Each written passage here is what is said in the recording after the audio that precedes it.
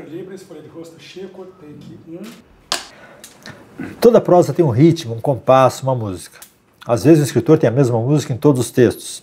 Às vezes, cada livro tem uma música diferente. Como é que você acha a música do seu texto? Eu parto, qualquer romance que eu tenha escrito, parte do encontro de uma voz, da voz do narrador, e em cada romance esse narrador é diferente.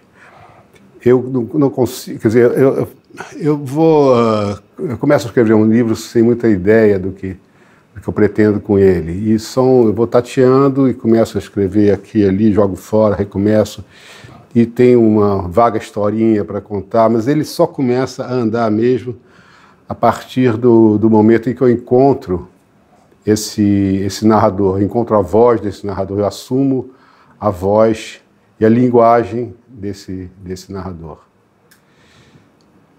Eles, mesmo sendo narradores diferentes, eles obedecem sim a uma música. Eu, na verdade, sou mais leitor que escritor, não gosto de escrever, eu gosto de ler, já tenho dito isso.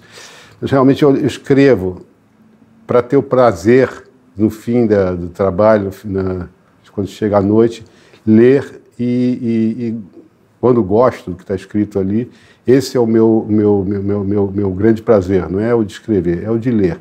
E gostar significa que, além da história, ou o que for, seguir adiante, significa que ele, mesmo que eu leia mentalmente, que eu não saio recitando meus textos, eu leio mentalmente com uma exigência de música, uma exigência musical. Aquilo satisfaz a um ritmo qualquer, que eu não sei qual é, que eu tenho naturalmente, ou por vício de profissão, pela minha formação musical, ele satisfaz essa exigência musical, o texto. Então, você tenta entender o jeito de pensar do narrador e a música sai daí também. É menos entender e me render a psicologia do narrador. Quando eu descubro esse narrador, um pouco que ele se solta de mim, é que começa, para mim, a graça de escrever e a graça de ler. Ele começa a pensar por conta própria. Isso parece mistificação, mas não é. Ele tem a maneira dele de se exprimir, a maneira de pensar. Ele, às vezes, se recusa a agir como eu pretendia que ele agisse, que eu tenho mais ou menos uma ideia de onde eu quero chegar com aquela história. Uma ideia vaga, que vai se transformando muito por culpa desse narrador, que se recusa, às vezes, a seguir o roteiro que eu, de alguma forma, nunca escrevi, nunca preparei, não, mas tem na cabeça aonde vai dar aquela história, onde vai parar o personagem, o que vai... E ele vai seguir esse caminho ou não.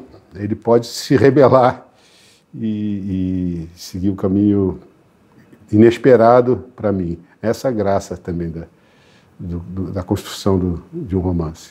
Você lê em voz alta para checar a música do texto? Não, já fiz isso até. Eu lembro no estorvo de tentar alguma coisa, de ler em voz alta. Mas depois disso, acho que não. Não lembro. Mas é como se lesse em voz alta, porque você lê e você ouve tudo em voz baixa, em silêncio. Você percebe. Assim como você percebe, como eu penso em músicas, as músicas eu não preciso cantar para pensar numa música, vou estar lá, né? Então, quando eu leio um texto, estou praticamente ouvindo e estou prestando atenção no ritmo, na musicalidade desse texto e me cobro essa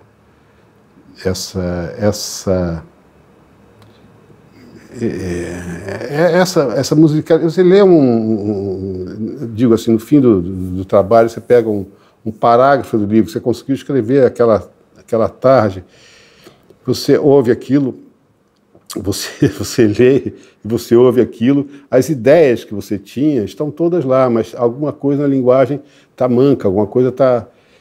Aí você, às vezes, esse último trabalho da noite não é só ler também. Às vezes é acrescentar uma coisinha, mudar a pontuação, trocar uma palavra. Isso para satisfazer essa exigência musical, mais do que para dar uma hora que você não está dando mais andamento à história, dando mais novo sentido ao texto. Você está procurando aperfeiçoar o texto nesse sentido, assim, no sentido musical mesmo.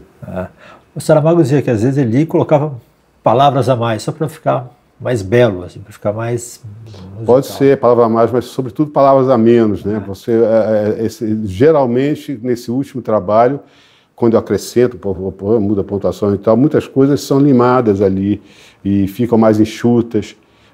Às vezes, uma palavra a mais vai gerar essa musicalidade que eu estou procurando, mas muitas vezes você enxugar resulta melhor para mim. Você escuta música quando escreve? Ou jamais? Não, quando eu escrevo não escuto, não escuto música, não faço música, é outro departamento.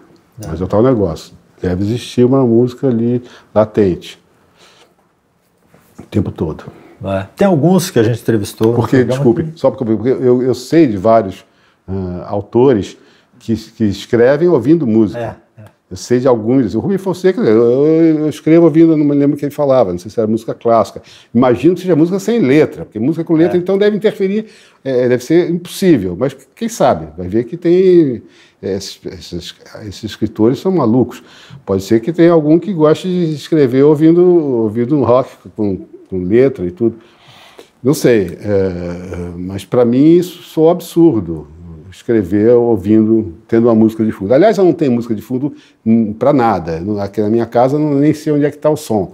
Se eu quiser ouvir uma música, aí sim eu ponho, quero ouvir aquela música, aí eu ponho, o meu som é no computador, eu ponho ali o disco e tal, ou vou no YouTube lá e ouço alguma canção que eu preciso ouvir. Mas normalmente não tem. Essa música de fundo me perturba absolutamente. Eu não gosto muito de festas e tal, porque aquela música atrapalha a vida, atrapalha as conversas. Aí dizer, porque você não gosta de música, provavelmente é o contrário. Porque eu gosto de música e aí eu estou conversando com você e tem um cara cantando ali. Aí eu começo a ficar ouvindo o que o cara está cantando. Aí eu começo a não prestar atenção no que você está falando. Isso interfere, atrapalha a vida. Para mim é uma coisa infernal. Então, para escrever... É inconcebível você ter uma música de fundo, mesmo sem letra, porque eu vou lá, eu entro naquela viagem e tal, e adeus livro, adeus romance, adeus escrita. Quem que você acha que são os bambambãs dessa música na prosa, na literatura brasileira?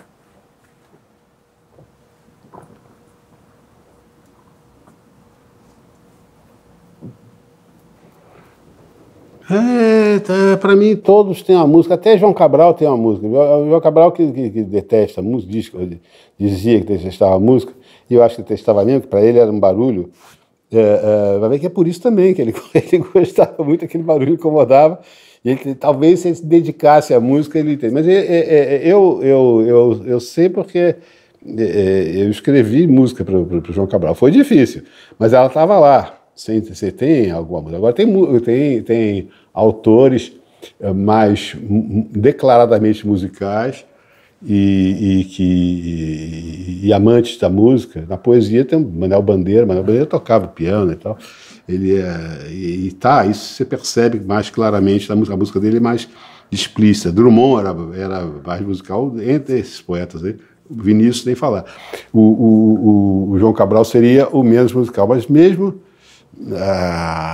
ali você encontra algum outro tipo de música.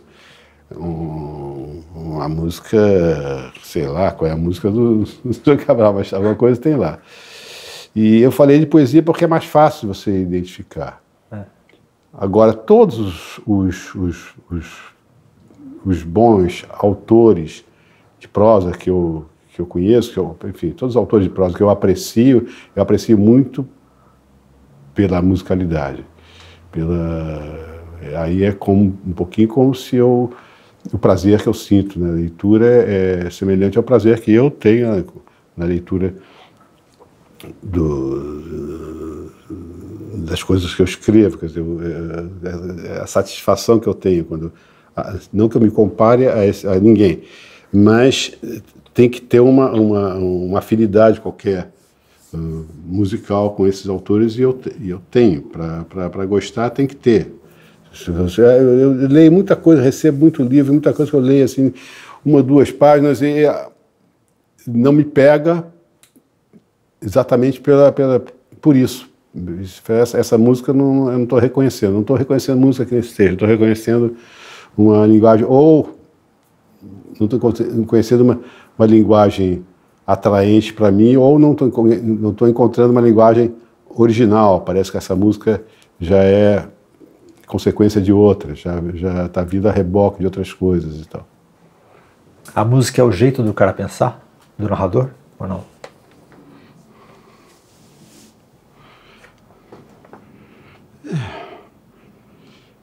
Acho que a música conduz o pensamento do narrador.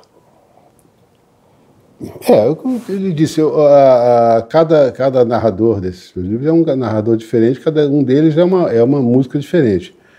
Mas eu acho que a música escolhida, no momento que você escolhe o narrador, ou que o narrador se impõe à narrativa, ele já tem uma música, e essa música vai acompanhar o livro inteiro. Se você escolher a música errada, está ferrado, porque a música é aquela, aí você larga o livro, se a música não se sustentar, porque ela tem que... Ela é o caráter do narrador. Ela é. Ele vai com aquela música e vai com ela até o fim. Quando você encontra a identidade dele, você encontra a identidade musical dele. Às vezes você se sente um pouco ator quando faz um livro, porque tenta pensar que é o personagem, ou não? Não, muitas vezes eu me divirto pensando que eu estou vivendo 2 vidas, né? Porque eu estou indo fazer as minhas coisas, porque afinal não deixa de existir, eu vou jogar bola. Mas o escritor está ali, está o tempo inteiro. Na verdade, está o tempo inteiro. Desde do momento em que ele passa a existir, a conduzir aquele livro, você tem uma vida paralela e um vivedor paralelo, que está em casa te esperando. E não, às vezes não está em casa te esperando, ele te segue. Você vai jogar bola, mas está com aquelas ideias na cabeça. Você tem aquele teu irmão que está te seguindo em qualquer atividade sua, né? Porque é o dia inteiro, é a noite inteira. E aí eu durmo com uns papéis ao lado, um moleskine, um caderninho, qualquer coisa assim, para anotar coisas, e você já acorda também. Acorda, a primeira coisa que você lê em vez de jornal o que você escreveu na véspera, às vezes parecia maravilhoso, na véspera você lê de novo, droga, vou ter que refazer isso tudo. E às vezes você lê e, dormiu bem. O meu narrador dormiu legal, acordou bacana, tal, bonito.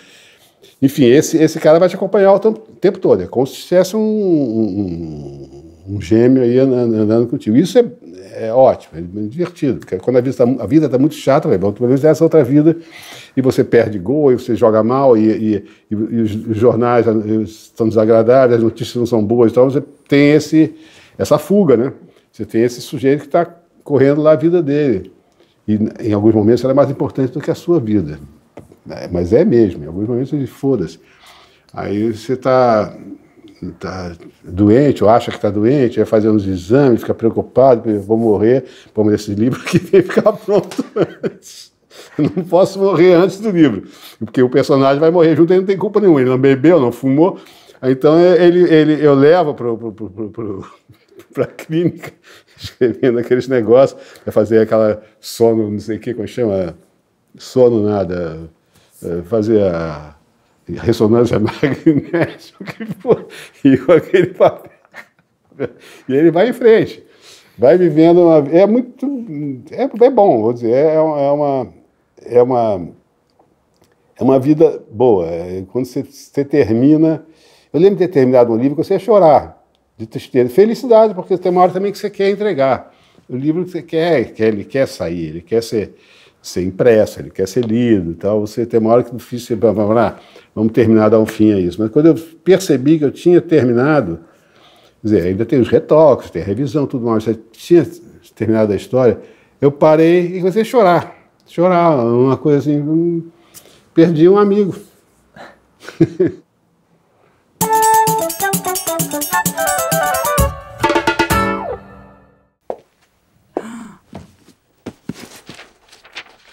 Sérgio Buarque de Holanda foi historiador, crítico literário, jornalista e professor universitário. Ele trabalhou como correspondente dos Diários Associados na Alemanha e participou da revista Claxon, uma publicação que divulgava as ideias do modernismo. Seu primeiro trabalho de fôlego foi Raízes do Brasil, no qual ele tentou entender a formação do caráter brasileiro, marcado pelo escravismo e pelo colonialismo. O livro se tornaria um dos grandes clássicos das ciências sociais. Antes de Sérgio Buarque, a história era vista como resultado da atuação de grandes heróis pátrios. Ele reescreveu nossa história sem elitismos e redescobriu a importância da pesquisa sobre os hábitos e as ideias. Sérgio Buarque viveu boa parte de sua vida cercado por sua biblioteca de 10.000 livros. Dizem que cantava tango em alemão e samba em latim.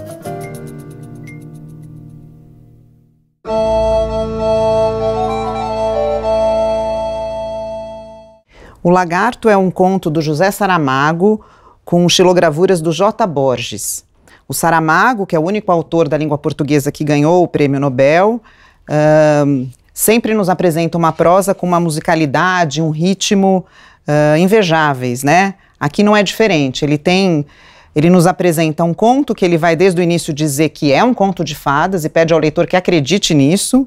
Começa assim: de hoje não passa. Ando há muito tempo para contar uma história de fadas. Mas isso de fadas foi chão que deu uvas, já ninguém acredita. E por mais que venha jurar e trejurar, o mais certo é rirem-se de mim. Afinal de contas, será minha simples palavra contra a troça de 1 milhão de habitantes. Pois vá o barco à água, que o remo logo se arranjará. A história é de fadas. Assim começa. Nesse conto, o que a gente tem é um lagarto que aparece de repente, do nada, no meio de um bairro de Lisboa, que é o Chiado, e provoca um grande tumulto. É um conto de fadas moderno. Uma senhora começa a gritar, não se sabe de onde, uma florista deixa cair todas as flores, e num determinado momento da narrativa, o narrador vai conversar de novo com o leitor, dizendo: a história está quase a acabar. Chegamos precisamente ao ponto em que as fadas intervêm, embora por manifestação indireta. Reunidas todas as forças disponíveis, foi dado o sinal de avançar. E nesse momento começa uma metamorfose do lagarto, que vai virando primeiro uma rosa vermelha, que depois vai ficando alada e se transforma numa pomba. Essa musicalidade, esse ritmo, de alguma maneira, se sintetizam aqui nos versos finais. O narrador diz: uma história assim só pode acabar em verso. Calados, muitos recordam, na prosa das suas casas, o lagarto que era rosa, aquela rosa com asas. Há por aí quem não acredite, eu bem dizia, isso de fadas já não é nada o que era.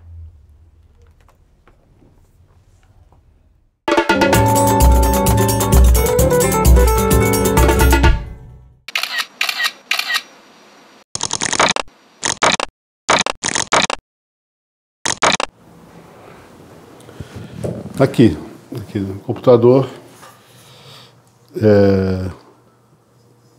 dia inteiro. Se eu não estou em casa, eu sempre levo um papel, uma caneta, um caderninho, alguma coisa para anotar as ideias que eu tenho eventualmente. Então, ou mesmo na mesa de cabeceira eu tenho esse recurso, mas eu tenho que passar para o computador, tenho que passar limpo. Aí passo a limpo e tal e escrevo aqui. Agora, quando termina a jornada, fim do trabalho, eu imprimo e aí leio no papel, que é diferente, né? O suporte é outro. Você lê uma coisa, tá boa aqui no computador, às vezes no papel não está. E no papel, anotações, rasuras e tal, correções, que depois serão transportadas para o computador mais uma vez e assim vai. Eu pego o trabalho no começo da tarde e sigo o dia inteiro. e até a hora do sono. Tem uma hora que você tem que parar, porque senão você não vai dormir, a cabeça fica funcionando o tempo todo. Então você se obriga a terminar, você imprime para ler antes de dormir, mas de qualquer forma aquilo vai para a mesa de cabeceira, você continua anotando, vai para os sonhos, você acorda com o livro na cabeça, quer dizer, você trabalha o dia inteiro. Trabalhar não é nem o caso, você inventa as coisas o dia inteiro. Vamos chamar de trabalho isso, mas você se diverte mais do que trabalha, eu acho. Você trabalha se divertindo. E é isso, o dia inteiro, aqui. O que mais? Bom, sem um cigarrinho de vez em quando, álcool não. Às vezes um copinho de vinho antes de dormir para ler, para um pouco saborear, para você ver se está bom. Aí o vinho acompanha bem. O vinho pode até te dar uma ideia ou outra, assim, um pouquinho na revisão. Mas para escrever, para criar, para começar, absolutamente sóbrio. Nada, para mim, pelo menos, nada pode interferir. Escrevo para ter o prazer de ler uma coisa que ao mesmo tempo me surpreenda e que por isso mesmo eu sou capaz de fazer algo que eu não conheço, de tirar de mim alguma coisa que eu não sabia que existia ali. Mas essencialmente é para ler. Eu sou muito leitor, sempre li muito. E você lê uma coisa que você escreveu, é sempre um afago.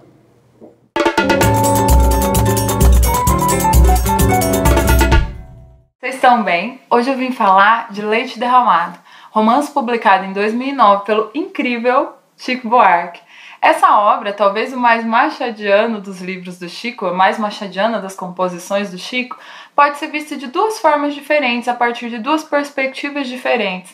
A primeira, que é uma crítica sociológica, quando temos Eulálio Montenegro da Assunção, membro nobre de uma elite decadente do Rio de Janeiro, que com direito todo o requinte do pessimismo schopenhaueriano do Brás Cubas, narra a história da sua família. A segunda perspectiva é uma análise psicológica da Matilde, que, tal qual Capitu, nos é mostrada através das lentes embaçadas pelo ciúme do marido, o Eulálio.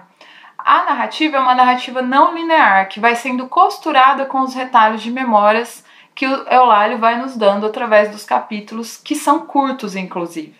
Esse nosso narrador é um senhor centenário que tá doente pra caramba, que se encontra no hospital público lá do subúrbio do Rio de Janeiro. Sozinho, ele fica lá narrando para as paredes, para as enfermeiras, para quem queira ouvir, toda a história da sua família e a história de seu amor pela Matilde.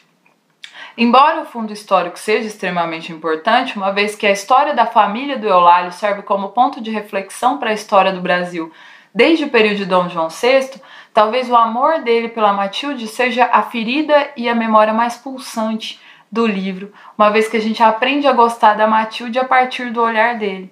O Chico conseguiu reunir vários elementos da língua para, a partir de uma prosa cheia de poesia, nos fazer ressignificar tanto a história do Brasil quanto as nossas próprias memórias. E é isso. Leia Leite Derramado, leia Chico Buarque. Beijo pra vocês.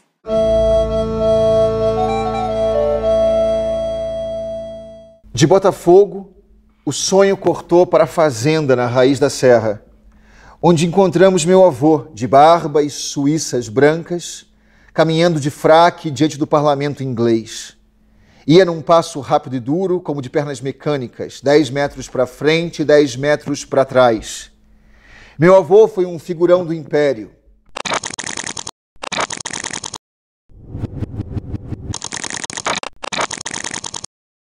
É quase como se o livro do Chico Buarque, se ele fosse um ser vivo, e ele é, de alguma estranha maneira, mas se ele fosse um ser vivo, se ele dormisse e sonhasse, o sonho do livro é a peça.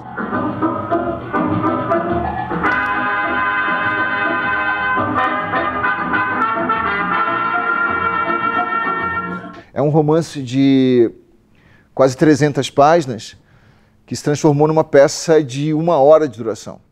Então, evidentemente, há aí uma série de recortes, uma série de cortes. Foram 7 versões do texto escritas ao longo de 1 ano e já ensaiando a peça, ensaiando e reescrevendo, porque no teatro é muito difícil você ver o que realmente funciona sem que aquilo esteja sendo posto no palco.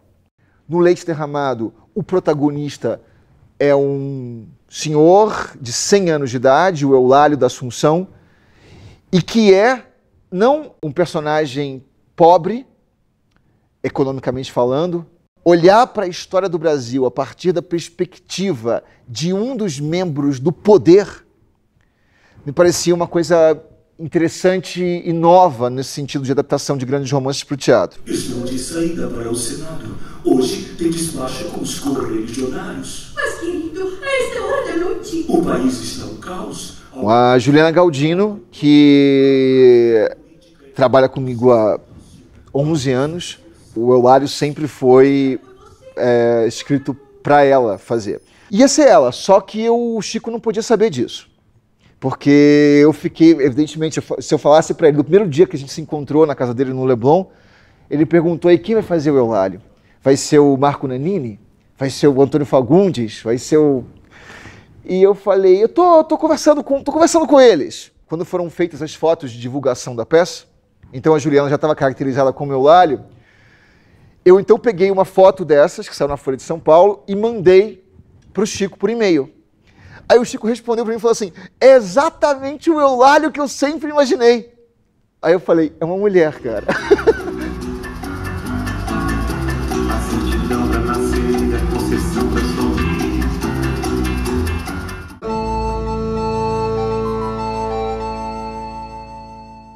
Eu recebo muitos livros aqui em casa e certamente sou injusto porque não dá para ler tudo nem apreciar e muitas vezes você, na primeira olhada, você recusa.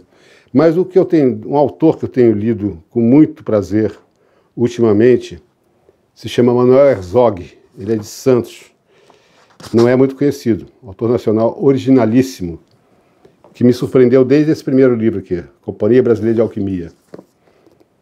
Depois disso, ele publica muito, tentei acompanhar a carreira dele, mas li sempre com muito prazer. Evangelista, Os Bichos, a comédia de Alicia Bloom. Então eu tenho o orgulho de recomendar esse autor muito pouco conhecido, mas que para mim é das grandes novidades, grandes surpresas, grandes boas surpresas da literatura brasileira. Manuel Herzog.